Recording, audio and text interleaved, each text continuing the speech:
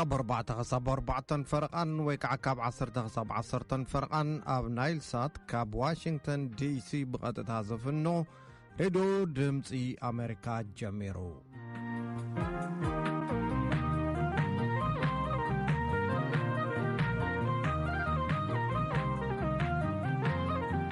ዓላት ቀዳምን ሰንበትን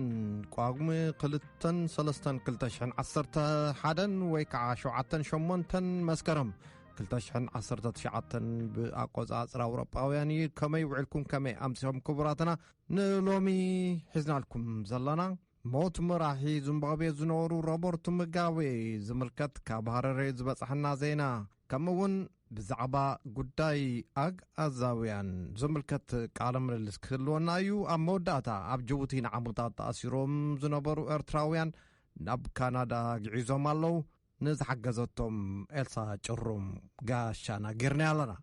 ኣብ መወዳእታ መዘራረቢ ይኹን ዘሎ ኣጀንዳ ኣግኣዛውያን ክቐርብ እዩ። ምሳና ጽንሑ።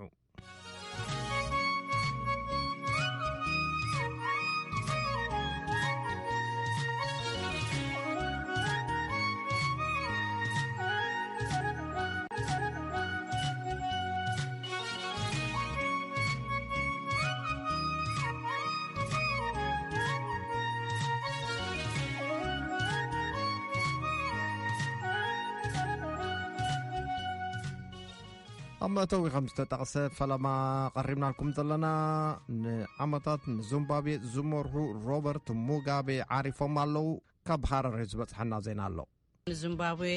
37 ዓመታት ብፕረዚደንትነት ዝመርሑ ሮበርት ሙጋቤ ኣብ መበል 95 ዓመት ዕድሚኦም ሎሚ ዓርቢ ዓሪፎም ኣለዉ። ገሊኦም ኣቦ ነጻነት ክብልዎም ከለዉ ካልኦት ግና ነታ ለምለም ሃገር ናብ ድከት ዘእተዉ ንምርጫ ዝሰረቁ ንህዝቦም ዘሸበሩን እናበሉ ይኸስዎም። ናይ ደቡብ አፍሪቃ ወኪልና ኣኒታ ፖል ንድሕሪት ምልስ ኢላ ንታሪኽን ውርሻን ሙጋቤ ዘርኢ ሪፖርት ገኢኻትልና ኣላ። በትረ ስልጣን ከቕርቦ እዩ። ክሳብ መወዳእታ ኩሩዕን እምቢ ባህልን ኢሎም ይገልጽዎም። ሮበርት ሙጋቤ ንዘመናት ንዚምባብዌ ዝመርሑ ፈላማይ ፕረዚደንት ነይሮም። ድሕሪ ናይ 37 ዓመታት ምልካዊ ስርዓት ዝተሓላለኸ ውርሻ ንድሕሪት ገዲፎም እዮም ዓሪፎም። ንነዊሕ ዓመታት ምክትሎም ኮይኖም ዘገልገሉ ኤመርሰን ምናንጋጓ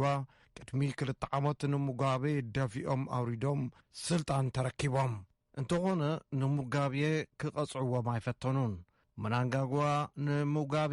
ከምዚ ኢሎም እዮም ዝዝክርዎም።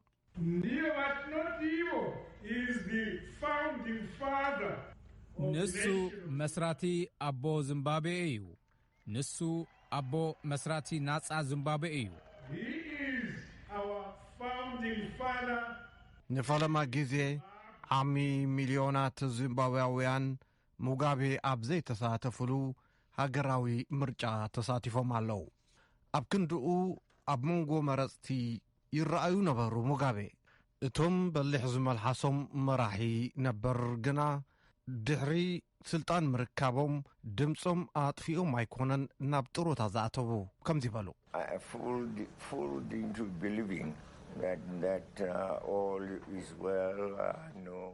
ኩሉ ነገር ሰናይ ኣሎ ኢሎም እዮም ተዓሻሽዮምኒ። ዕልዋ መንግስቲ ኣይኮነን ኢሎምኒ ኣሚነዮም። ትርጉም ኣልቦ ውፁእ ዕልዋ እዩ ነይሩ። ሮበርት ሙጋቤ ንውርሻታቶም ዝሕለቑ እዮም ዝመስሉ።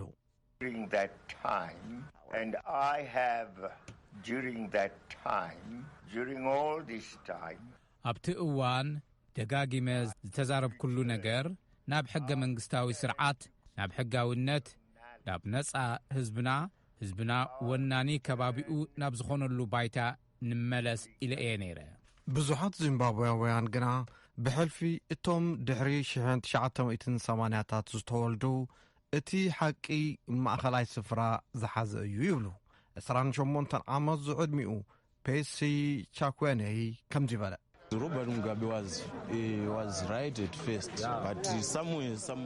ሮበርት ሙጋቤ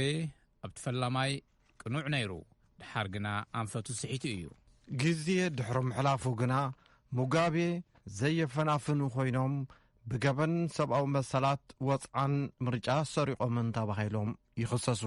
ሙጋቤ ኣብ ዚምባብዌ ንፕሮግራም መቐሎ መርየት ድሕሪ ምትግባሮም ቁጠባት ዚምባብዌ አንቆልቂሉ ዝቕባበን ስእነት ዕድል ስራሕን ሰማይ ዓሪጉ ንመወዳእታ ግዜ ኣብ ምርጫ ኣብ ዝተሳተፉሉ እዋን ሙጋቤ ክዛረቡ ከለዉ ህዝቦም ብታሕጓስ እዩ ተቐቢልዎም በቲ ንዕኦም ዝገልጸሉ ሳጓ ጉሽንጎ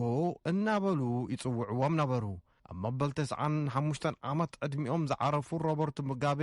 ኣብ ሃራሬ መካነ መቃብር ኣክር ስነ ስርዓት ቀብሮም ክፍጸም እዩ እዚ ከምዚ ኢሉ ከሎ ANC ገዛ ፓርቲ ደቡብ ኣፍሪቃ ኣብ ዘውፅኦ መግለጺ መርአያ ሓዳስ ኣፍሪቃ ንመግዛእቲ ዘወገደ ንዚምባብዌ ኣብ ጎኒ ሃገራት ዘሰለፈን ኢሉ ገሊጽዎም ኣሎ ኣምነስቲ ኢንተርናሽናል ብወገኑ ዚምባብዌ ካብ መግዛእቲ እንግሊዝ ናጻ ድሕሪ ምውፅኣ ኣብ ዘፈር ትምህርትን ጥዕናን ዝነኣድ ስራሕ ዝፈጸሙ ኣብ ወፍሪ መሰረተ ትምህርቲ እውን ኣብ ኣፍሪቃ ሮይተራት ዝነበሮም ሙጋቤ ነቲ ኣወንታዊ ስርሖም ድሓር ብዝፈጸምዎ ኣጥፊኦምዎ ክብል ገሊጹ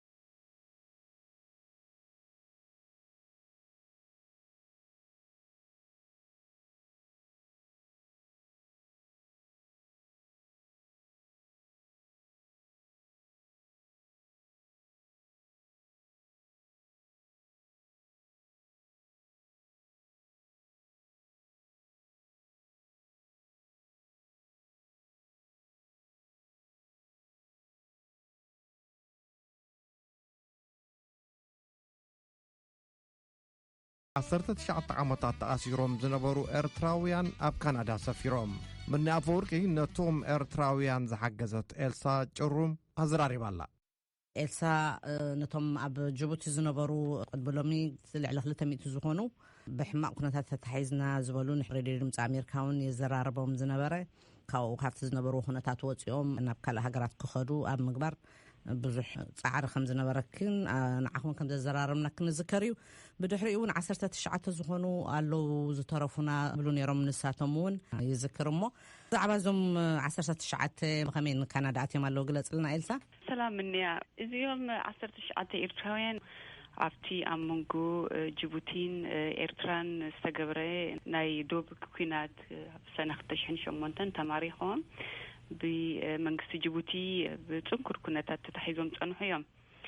بنا علم لخاو حقي كنات مروخات كل تهجرات أتي كنات دوم مسبلة بسمم مس زبطحو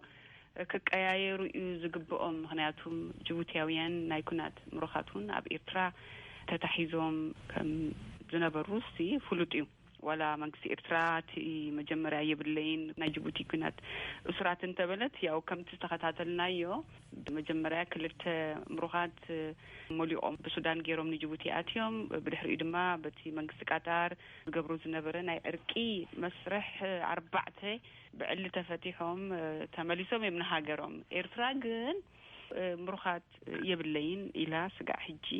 ዘይአመነትሉ ጉዳይ እዩ ስለዚህ ዞም ሰባት እዚኦም ን11 ዓመት ካብ ሰብ ተገሊሎም ተኣሲሮም ብናይ ዓለም ለኻዊ ናይ ኮሚቴ ቀይሕ መስቀል በእዋኑ ይርኢዎም ነይሮም እዮም ኣብ መጨረሽታ ግን ትጊዜ ምስ ነውሐ ማሕበርና ብጽዑቅ ተጻረሉ ስለዝነበረ ተሰውን ክፍትሑ ወይ ኣብ ሳልሳ ሃገር ክኸዱ መጨረሽቱ ኣብ 2016 መንግስቲ ጅቡቲ ይቕረይልሎም ፓርዶን ገይሩሎም ማትዩ ብድሕሪኡ ዝምለሱሉ ሃገር ስለዘይብሎም ICRC ምስ UNHCR ኮይኖም በሓባር ንሕናውን ብዙሕ ጎስጉስናሉ መንግስቲ ጅቡቲውን ሓጊዙ ኣብ ሳልሳ ሃገር ንካናዳ ንኸመጹ ተገይሩ 19 ዮም ሓደ ካብኣቶም ብጣዕሚ ሓሚሙ ዝነበረ ዋላ እሱ ኸይተረፈ يمتيو أب حكمنا تعاقبوا كم قالوا تجن كم سدتنياتات مثلهم تحليلهم منقص كندا مول حلفنة وسيلة عم تساعدهم على. إلسا بفلان زنا جبوت خناتات نايزم أو نبرو إرتراويان خناتات كتاتليون سلزنا بركي نزيهم 19 كيد كون أبجبوت خلوا تتحيزهم لزنا برو خناتات رئيخيون يركي أخي حكيرو؟ هو كل التجزي رئيهم أب كل تشحن 10 أب كل تشحن 10 بتعمل حزني روتي أتححزهم مالت أفحنتي كان شلو أب كل تخبز ليهم نيرهم كاب أخوت يكلون يوم بسكيورتي يوم تخبيبهم زنبرو أب نجاد ناي بوليس أكاديمي يوم تأثيرهم نيرهم بتعمل روحوا يخافتي كأنت رجع تزنبرو ما نفسك كرخبهم أبذيك البوتا كوفي لهم علو تمرتي لسراحي لقليل كما لهم حالفهم ما أثرت حدا عمت بتعمي ساتهم مرخاتنا ديم زبلو ومرخاتنا أم زبلو مرخاتنا يبلو ساتهم تي منقصتون مرخاتهم يزبلهم تماريخنا يزبلهم أتححزهم بزيكاتي حالوات صنع مخانو مقبي حكمنا خمزة عمسلو نقرات كخمين يرتو خنتاتهم دهاني نيروت مقبي هبوهم مجلس أفريكان حرت أسير كاسيتي أتححزه ساي قلنا زاب حكمنا هنزارب تخينا حدا كابعتهم معاسي جميروا لمسحاتتكم أفتخويناتي جميروا أتم سولد ما شعوه حميمون أيسنا أمرو ساي يحديروا أبقى يتدربي نيرو حكمنا أتيمون يروم حانسا كتشعقن تي تقبر الحكمنا أخول دي نيرو عصرت حدا عمد صدرخا زي ترئيلو منم تسفا زي ترغبل بوتات أسيركا سنا أمرو خان بعلو كميلو يو دحان كخون زخل وياي تسرح وياي تمهار كوفي الكاو وقيحو مسي أب نفسي مع سيتي سكيات قلا وردو من قن تتحيزون بقى خانشبلو ساوتوني منيرو حجي أب جبوتي زتعرف زتأسر تراولدو بتي أنا دفلت من البات حدا كهلونا خيليو ناتو فليز ولا كيز كخون خيل جن كالوت كنت تعثروا أنا دفلتهم يلون محبرنا خمسة قبرني رحت بالتصنيح خمو استبزع محبر وحاليوت 7 مسلات إيرترا Human Rights Concern إريتريا أب لندن سرعة تمزجيو بزعبا 7 مسلات نا إيرتراويان أب وشتي إيرترا زقبر يخون أب دقي ناي مسل مجهزات زكاتاتل زمزقب زتعبق محبريو زي كازم ناي جبوتي أب وصاو خوينهم مسلم تجهيسي لكم تطبقكم لهم ويزعركم لهم ومحبركم زعر لهم كنتات تقلدوا بكالبوتا وبزحات نعبنت أب ليبيا سي كاب كل تشحن كل تنجميرنا تواسينا بزحات إرتراويان كاب تفلالي بيت مأسر تبع المسراتها بحد أوان أب كل تشحن شدشان سقع شو عتميتي سرات ونيروميو بزحات بشحز وانصروا سرات كاب بيت مأسر توتينا نسالسي هاجر كم زغدو تطابقنا لهم سي أب مول عالم تزرقيحهم علو أب السعوديون كمو ببحر زقاتو 28 إرتراويان أب أمون حدا نايب حقي نايسنا أمرو حمام يحديروا بزح تساقي حاونا ونيرو مساعتهم ساتهم كم زناي جيبوتي تتعبيقنا بمول هاجر شودن نخاطو تغيرو يو افتفلالي هاجرات بزحينا نتفقر ولا كاب إثيوبيا يكون كاب كالوت هاجرات كاب أوروباو بزحينا تحلالزو نخاي قردو نخاي ساقيوسي كل جدي ستاند باينا زلنا إلسا جروم نزهقني حبرتا زي مسكنك يغني لي مني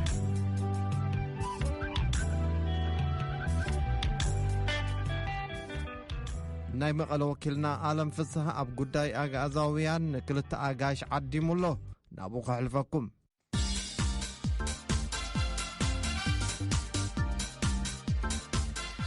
ማሕበር ኣሕዋት ኣጋእዝያን ዝተባሃለ ውድብ ዕላምኡ እንታይ እዩ? ብዛዕባ እዚ ዝተፈላለየ ኣራእያ ዘለዎም ክልተ ኣጋይሽ ኣለውና። ኣለም ፍስሐ ካብ መቐለ፣ ኣብ ትግራይ ኣተሓበርቲ ማሕበር ኢትዮጵያ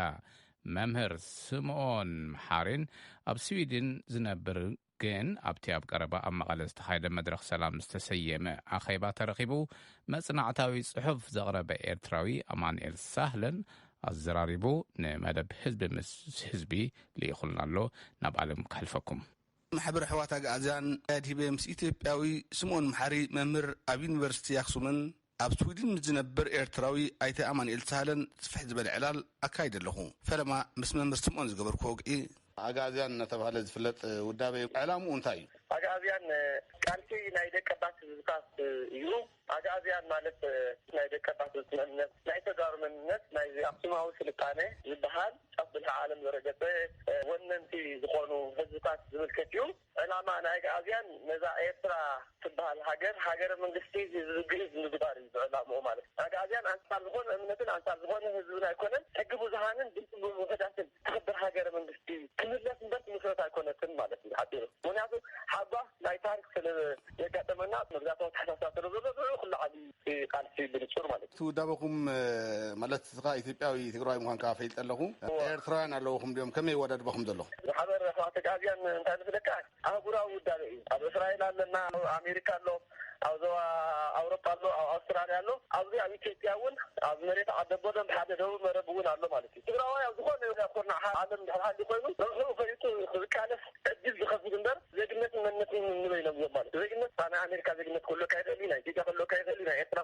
መንነትካ ግን ከመጊያካ ሓንቲ እያ እዩ። ኣጋእዝያናውነት ካብ ትግራዋይነት ፈሊካ ኣይትፈቶን። ንሕና ናይ ቅድሚ ናይ ዝነበረ ሽና እዩ። ኣብ ስልጣን ኣክሱም ግዝ ወግዓዊ መንግስቲ ቋንቋ ነይሩ። ንሕና ናቱ ወረሰ ስለዝኾነ ቅድሚ ትግራይ ናይ ዝነበረ መንነትና እዩ። ስለዚ ኣብ ሓሙሽተ ዓድታት ኣሎ ሕጋዊ ሽፋን ስለዘድልዩ ክነመዝግቦ ኢና ንደሊ፣ ከምቲ እስራኤል ዘሎ፣ ከምቲ ኣውስትራልያ ዘሎ፣ ከምቲ ኣውሮፓ ዘሎ፣ ከምቲ ኣሜሪካ ዘሎ ኣብዚ እውን መዝጊብና ከምኡ ጌርና ክንከይድ ኢና ንደሊ። መምህር ኣጋእዝያን ውዳበ ላዕለውነት ሃገር ኤርትራ ይግህስ እዩ፣ ዶብ ይግህስ እዩ። ካልኣይ ናይ ኤርትራ ብሄራት 9 ኣጋእዝያን ትክክለኛ ኣይኮነን ዝብሉ ኣለዉ። እንታይ ካ ትብሎም እዚኦም ንስኻ? ሕጂ ብንጹር ንሕና እዚ ናይ ኣጋእዝያን ምንቅስቃስ ማለት እዚ ናይ ኤርትራ ልዕላውነትን ነፃነትን ብሌን ዓይንና እዩ። ንሕና ዌብሳይት ኣለና ብትግርኛን ተፃሓፈ እዩ፣ ብንጹር ተቐሚጡ እዩ። ንሕና ንብል ዘለና ሕጊ ብዙሃንን ናይ መንነት ቃልሲ እዩ፣ ናይ ረብሓ ቃልሲ እዩ ኢና ንገብር ዘለና። መምህር እታ ሓንቲ ግልፂ ክትከውን ሰባት ዝጥይቕዋ ንኣብነት ኣብ ኤርትራ መታሕት ቢልዮን ንበሎም ደንከላ ንበሎም ናይ ሙስሊም ሕብረተሰብ ብርክት ዝበሉ ኣለዉ። ንዚኦም ኣይተሓውስን ኣጋእዝያን እያ ትበሃል መኸመይ ኣስክብራ እያ? እሞ እንታይ ክብለካ መሲልካ ሕዚ ኣብ ታሪክ እንታይ ኣሎ መክለካ ሰለስተ ነገር ኣሎ። እዚ ትራይ ክዳን ምሽት ዝበሃል ሕጂ ንሕና ምናልባት ናይ ትግርኛ ብናይ ዓድታት ስታንዳርዳይ ስለዘይኮነ ዝኸቢላ እንዳንብሎ ዘለና ጠልፉ እውን ኣይኮነን። ሕጂቶም ህዝብና እዮም እምበር ኣይ ህዝብና መስ የበልናዮም። ስለዚ ነዚ ናይ መታሕስዶ ናይ ገለ ዘይኮንና ንሕና ኣብቲ መሬት መን እዮም ቶም ብዙሓን መን እዮም ቶም ደቀባቶት ክንፅል ክኽእል ኣለዎ። ሕጂ እንታይ ማለት እዩ መሰብ ህዳት ንክድር ስለ ዘለና መስ ሕጊ ብዙሓን ከዓ ይገዝእ ማለት እዚ ናጀሪቲ ቮት ኤንድ ማይኖሪቲ ራይት ንብሎ ኮ እዩ። ዓለማዊ ህዝቢ ኮ እዩ ዝንፀል ህዝቢ የብልናን ብሌን ድዩ ተዓፋር ድዩ ህዝብና እዩ ኢና ንብ ዘለና ሓቲ ሕጂ ዝተነፀለ ሰብት የለን ባዕሎም ካልኦት ዘዋቅዕዎ ተዘይኮይኑ ማለት እዩ። ኤርትራ ብምልእታ ናይ ኣጋእዝያን ሓሳብ ዝግበር ትግራይ ብምልእታ እዩ ማለት እዩ። ሕጂ ህዝቢ ትግራይ እንታይ ይመስለካ ከምቲ ዝመቱ ናይ ሃጓፍ ታሪክ ምምላእ ስለ ዝበልኩ ኤርትራውነት ንባዕሉ እንታይ ይመስለካ ምክንያቱ ኤርትራውነት ጣልያን ዘምጦ መግዛእታዊ ተሓሳስባ እዩ። ብኤርትራ ሃገር ፀገም ይብሉ ብኤርትራውነት ግን እዚ 9 ብሄራት ዝብል ማሕበራዊ ምህንድስና ሃገራት ብቐንዱ ኢና ንቃወሞ ማለት 9 ብሄር የለዋን ድዩ? 9 ብሄር የለዋን ሓደ ብሄርን ሓደ ቀቢላን ዞም ትግረ ዝበሃሉ ዞም 7 እንዳታት እዮም ኢና ንብ ዘለና ህግደት ዞም ፀወታ ኣርጋ እዩ እምበር ብሄር ዝበሃል እቲ ኣብኡ ዘሎ ትግራዋይ ሕብረተሰብ እዩ ኢና ንብ ዘለና። እዚ ናይ ቢልዮን ዝበሃል ብሄር ዓሳውርታት ዝበሃል ገለ ዝበሃል የለን ድዩ? እንዳታት እዮም ንሶም እንዳታት እዮም። ሕጂ እንዳ ቀቢላ ካልእ ትርጉም ክንወ የብልና ናይ ባዕሉ እርክ ሕብረተሰባዊ ምዕባለ እዩ። ንሕና ንባዕሉ እንዳን ቀቢላን ቅድሚ 2 ዓመት ነርና ኢና ንብ ዘለና ደረጃ እንዳ ስለዚ ዝፀርፉ እውን ኣይኮነን ትናቶም ሕብረተሰባዊ ኣቃዋማ እንዳ እዩ ዘሎ እዩ ብሄር ኣይበፅሕዎን እዩ። ሕጂ እዚ ከዓ ታሪካዊ ጭርቂ ኢና ንዛረብ ዘለና። ዶብ ከመይ ይተሓዝ መምህር ምስ ዶብ እቲ ዶብ እንታይ መስለካ ናይ ኤርትራ ሃገረ መንግስቲ ትግርኛ ምግባር እዩ እኮ ተሳሚታው ትግራዋ ያለው ማለት ነው ተወኒ ወጋው ተኸውንም ያ ኤርትራን ትግራይ ናይ ኢትዮጵያ ወላ አንተ ፈላላይ ዶብ ኩሉ ይውልን ማለት ነው ዶብማ ዶብ አርቲፊሻል ተረዲሃን ዶብ ታሎ እዩ ዶብ አርቲፊሻል እዩ ንሕና ንዶብ ግን ታይ ክገብረ ንኽእልና ናው ንውር ሰላም ክመጽ ይኽእል እዩ ወይ ከዓ ብና ዓባይ ብሪጣንያ ኣብነት መውሳድ ይከኣል ጉድ ፍራይዴ አግሪመንት ወይ ቅድስት ዓርብ ዝበሃል ኣሎ ኤርላንዳውያን ካብ ከም ዝነብሩ ኣብ ሪፐብሊክ ኦፍ ኤርላንድ ዝነብሩ ኣለዉ ካብ ናይ ኤርትራ ሓንቲ ሃገር ኣላ ናይ ኤርላንዳውያን ዝነብሩ ኤርላንድ ከዓ ኣብ ዩኬ ዝነብሩ ስለዚ እቶም ኣብ ክልተ መንበረ መንግስታት ውክልና ኣለዉ ብኸምኡ ጌርካ ብሕጋውን ሰላማውን ምዕራይ ይከኣል እዩ ንኣብነት ኤርትራ ከዓ ክዳፋእ ኣይክእልን ኢና ንዘለና ቀፂለ ዝረኸብክዎ ኣብ ስዊድን ዝነብር ግን በቢግዚኡ ናብ ትግራይ ዝመጽእ ኣማንኤል ሳህለ እዩ ኣማንኤል ሳህለ 12 ናሕሲ 2011 ዓ.ም ኣብ ዝተኻየደ መድረኽ ንፋስ ሰላም ክልቲኡ ህዝብታት ዝብል ዘቕረቦ ምጥናዕታዊ ጽሑፍ ዝሰነቆ ዕላማን ዘለዎ ፋይዳን ከብረህለይ ፈለማ ሓይተይ ነይረ ኣነ በዚ እትህበኒ ዘለካ ዕድል ኣዝየ ዝሕጎስ ስለምንታይ መጀመርያ ኣብ መቐለ ዝገበርኮ ሌክቸር ነይሩ ካልኣይ ኣብ ኣውስትራልያ ብቴሌፎን ገይሮም ኢንተርቪው ኣግቢሮምኒ ሕጂ ድማ ንስኻ ኢንተርቪው ተግብረኒ ኣለካ ስለዚ እቲ ዝክብሎ ዝደልና ተፃረየ ከይድ ክእል እዩ ምናልባት ኣብ መንጎ ዘይምርድዳእ ተፈጢሩ እንተኮይኑ ሕጂ ከፃርዮ ክእል እዩ ኣነ እቲ ኣብ መንጎ ኤርትራን ትግራይን ዘሎ ዝምድና መጀመርያ ሰብ ክፈልጥ ዘሎ እቲ ዶብ ከም ዘለዎ ማለት ልኡላውነት ናይ ኤርትራ ተኸቢሩ ግን ካብ ቀደማት ሒዙ ሓደ ህዝቢ ምዃንና ከበሳ ማለት ከበሳዊ ኤርትራ ምስቲ ከበሳዊ ትግራይ ሓደ ምዃንና ክንርስዕ የብልና ንዚ ድማ ብምንታይ ክንቅጽሎ ንኽእል ብንግዲ ይኹን ብናይ ባህሊ ልውውጥ ይኹን ወላ እውን ትግራይ ክፋል ናይ ኢትዮጵያ ትኹን እምበር እቲ ዝነውሐ ቦርደር ምስኣ ስለ ዘሎና ምሕዋትና ስለ ዝኾኑ ትርክብ ምስ ትግራይ ዘሎና ክቕጽል እያ ኣነ ዝደልዮ እናበርትዐ ከይድ ሓደ እዋን እውን ሕማቕ ዘመን ወይ ክፉእ ዘመን ድሕር መፅኡ ክልቴና ኩሉ ግዜ እቲ ሕውነትና ኣጠናኺርና እንተደኣ ፀኒሕና ብደገ ዝመፀና ወይ ብማእከላይ መንግስቲ ዝመፀና መጥቃዕቲ ገለ ክንቃወሞ ንኽእል ኢና ከም ሓደ ህዝቢ ኮይንና ኣብ ቀረባ ብማሕበራዊ ሚድያ እንኳዕና ብኣጋዝያን መፅኻ ዝብል ርኤ ኣጋዝያን ማለት እንታይ ማለት ይትፈለማ ኣነ ሓቂ ዘረባ ኣጋዝያን ዝብል ዘረባ ብዙሕ ኣይፈልጦን እየ ምናልባት ካብቲ ዝተዛረብኮ ናብኡ ናብቲ ናቱ ፍልስፍና መሪሕዎም ይኾኑ ገሊኣቶም ግን ንኣነ እንታይ ዝብል ሕጂ ንኣብነት ኣብ መንጎ ትግራይን ኤርትራን ዘሎ ምሕዝነት ክንብል ከለና እቶም ኣሕዋትና ዝኾኑ ኣብ መታሕቲ ዘለዎ በዓል ኩናማ ይኹን ሕዳረብ ይኹኑ ዓሳርታ ይኹኑ ወይ ራሻይዳ ይኹኑ እዚኣቶም ሲ ኩሉ ግዜስ ኣብ ግምት ኮነእትዎም ኣለና ማለት ክሳብ ክንደይ ቅርበት ዘለዎም ምስ ትግራይ ንሳቶም ኣብ ሱዳን ዘሎ ኣሕዋቶም ዶ ይቐርብዎም እቶም ከም በዓል ቤን ዓመር ይኹን ትግራይ ይኹን ካልኦት ብሄራት እውን ኣለዉ ስለዚ እዚ ናብኦም ክንገድፈሉና ንመን እዮም ኣሕዋትና ኢሎም ዝፅውዕዎም ንሳቶም ንሕና ንትግራዎት ኣሕዋትና ኢና ንብሎም ኣለና ንሳቶም ከነየን እዮም እዚ ኩሉ ግበር ከሎ ግን ልኡላውነት ናይ ኤርትራ ሕልው ክኾኑ ኣሎ ኩሉ ግዜ ትዶባት ፍሉጥ ክኾኑ ኣሎ እዚ ምስ ገበርካ ካሽዑ ናብ ሕውነትን ናብ ካልእ ነገራትን ናብ ዝምድናን ተኣቱ ካልእ ድማ ክብሎ ደሊ እቲ ኣዝያን ዝብል ኣዘራርባ ኣነ ከም ዝሰማዕክዎ ኣይፈልጦን የፀቢዖ ግን ንእስላም ዝውክል ኣይመስልን ኣነ ግን ፈፂመ ኣንጻር ናይዚ ዓይነት ኣተሓሳስባ ስለምንታይ እስልምና ልክዕ ከም ክርስትና ሓደ ገይረ ዝወስድ ወላቲ ኣብ ኢትዮጵያን ኣብ ኤርትራን ዘለዎ ኣመፃፅኣ ልክዕ ከምቲ ክርስትና ብፍሬምናጦስ ዝመፀ ዝሃገር ብድሕሪኡ 500 ዓመት ፀኒሑ ድማ በቶም ሰዓብቲ ናይ ነቢ መሓመድ ድማ መፂኡ ድማ ኣብ ኢትዮጵያ ሕጂ ክልቲኡ ሓደ ክልቲኡ ናይ አብርሃሚክ ሪሊጅን እዩ ክልቲኡ ሰላም ዝደሊ ሃይማኖት እዩ ክልቲኡ ሱር ዘለዎ ይባገና ኣብ ባህልና ኣብ ኩሉ ስለ ዘሎ ኣነ ንእስላም ንህላዋይ ናይ እስላም ብዛይ መጠን ብሓይሊ ዝድግፎ ምድጋፍ ዘይኮን ከዓ ክውን እዩ ኣነ ደጊፈዮ ይኮነን ዝድገፍ ግን ክውን ነገር እዩ እስልምና ሓደ ክፋል ናይ ባህልና ናይ ሃይማኖትና እዩ ከም ኤርትራውያን መጠንን ከም ኢትዮጵያውያን መጠንን ስለዚ እስልምና ዝጓሲ ወይ ድማ ከም ጓና ገይሩ ዝርያ ዝኾነ ዓይነት ፖለቲካዊ ንጥፈት ይኹን ወይ ድማ ፍልስፍና ኣይድግፎን እየ ኣነ ኣብኡ ከለካ መወዳእታ ንኢትዮጵያን ኤርትራን ወይ ኤርትራን ትግራይን ህዝብታት ናብ ንቡር ሰላም ንምምፃእ እንታይ ክግበር ኣለዎ ናብ ንቡር ሰላም ክምፃእ ኩላትና ልብና ኣፅሪና ክንቃለስ ኣለና እንታይ ኣሎ መስለካ ፀገም ኮይኑ ስማዕና ኣነ ክሳብ ክንደይ እዩ እቲ ህዝቢ ብልቡ ዶባቶ ኣኽቢሩሲ ክሓብር ደሊ ኣብ ኤርትራ እቲ ናይ ኮሎኒያል ሜንታሊቲ ኣሎ ኩሉ ግዜ ስልጠናይና ንሕና ዝለዓልናይና ዝብላሉ ብድሕሪኡን በዚ ናይ ሻዕብያ ፍልስፍና ዝመፀ ይከኣሎ ዝብል ገለ ሕጂ እዚ ነቲ ኤርትራዊ ካብ መጠን ንላዕሊ ከምዚ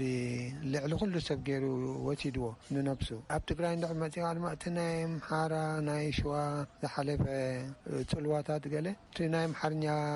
ባህሊ ከምዚ ዝንብል ገይርዎ ንኣብነት ኣብ ትግራይ እንድሕር ሪኢኻ ብዙሕ ኣብቲ ስማት ዝበዝሐ ክትርኢ ከለካ ሕጂ ናይ ኣምሓርኛ ኣስማት ትርኢ ኣብ ኣዘራርባ እውን ንኣብነት ኣብ ኢትዮጵያ ዘለዉ ትግራወት ገለ ደቆም ገለ ብኣምሓርኛ ክዛረቡ እዮም ዝገድፎም ትግርኛ ይፈልጥዎን እዮም ሕጂ ከምኡ እንተደኣ ኮይኑስ ክሳብ ክንደይ እዩ እቲ ኤርትራዊ ከኣምኖ ዝኽእል ነቲ ትግራዋይ ማለት ኩሉ ግዜ ምሳና ድዩ ትልቡ ወይስ ክኸፍኦ ከሎ ዶዲና ባና ክመፅእ ደሊ ክርዎ ከሎ ድማ ናብ እቲ ማእከላዊ መንግስቲ ዝንብል ለዚ እዚስ ክዕረ ኣሎ ሃገራውነት ክፍጠር ኣሎ መጀመርያ ኣብ ትግራይ ምእንቲ ምስ ኤርትራ ድማ ብሓደ ኮይኑ ዝምድንኡ ከጠናኽር እንተዘይኮይኑ እንድሕር መንነቱ ዘረጋገፀ እቲ ህዝቢ ትግራይ እቲ ህዝቢ ኤርትራ ብዙሕ ከኣምኖ ይክእልን እዩ ክልቲኦም ዝሃቡን መብርሂ ኣዝየ ዘመስግን ንድምፂ ኣሜሪካ ሬድዮ ኣለም ፍስሓ ካብ መቐለ